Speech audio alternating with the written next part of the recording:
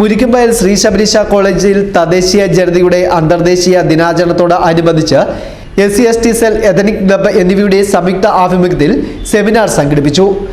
സെമിനാറിൽ തദ്ദേശീയ ജനതയുടെ അമൂല്യ അറിവുകളുടെ വാമൊഴി വഴക്കം എന്ന വിഷയത്തിൽ കേരള ഫോക്ലോർ അക്കാദമി അവാർഡ് ജേതാവും ഹിന്ദി വിഭാഗം അധ്യാപകനുമായ ദിവാകരൻ കുട്ടി PC മുഖ്യപ്രഭാഷണം നടത്തി.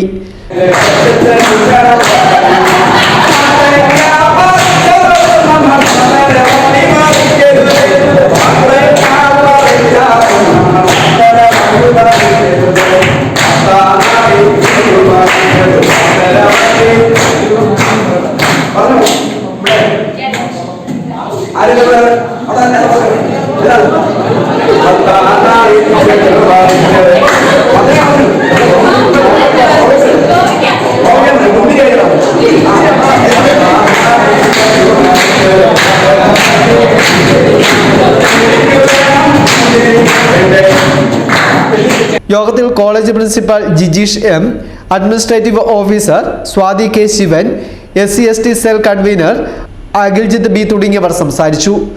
News bureau, Mundakayam.